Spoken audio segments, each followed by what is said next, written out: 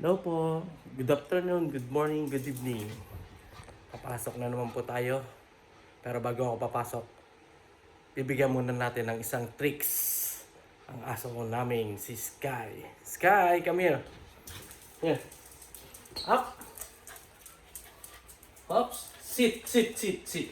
Okay, good. Up. Turn. Turn. Okay, very good. Okay. Dito ka lang ha. Yun lang po ang tricks. Hindi ko pa gano'n naturuan eh. Kaya susunod na lang. Walang time. Ay, pasok na. Oops, yung baon ko pala. Baka makalimutan. Oops, patay ilaw. Oy, madilim dito sa hallway. Buksan ko muna to. Oops, susi ko.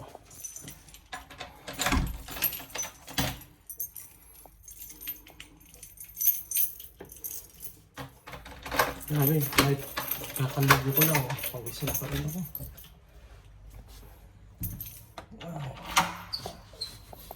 Bye, Sky. See you later. Oops. Sarado na ba yung kuya?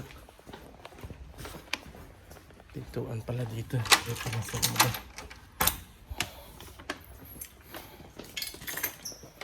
Ay, pagod. Pagod pawis. Pero sabi nga sila nila, bawal mapagod sa trabaho.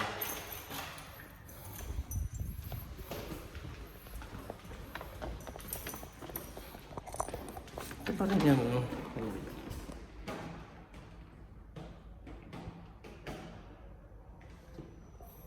wow. Ay, pawisan. Antay na lang akong elevator. Ito po ba?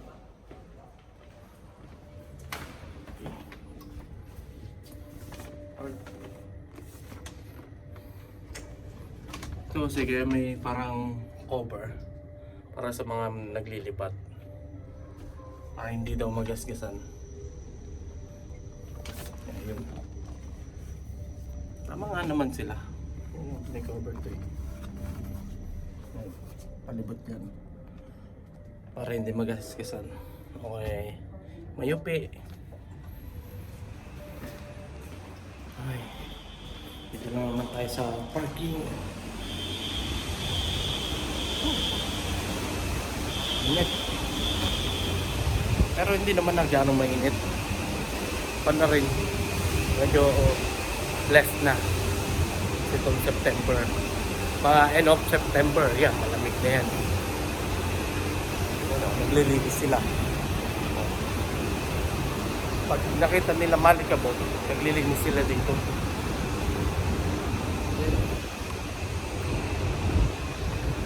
Ako lang din naglilinis ng sasakyan. Ay nako. Wait lang. Yan. Binuksan ko na yung sasakyan. Ay. Lagi ka muna yung baon ko. Tapos yung bag na importante. Oops. Ay nako.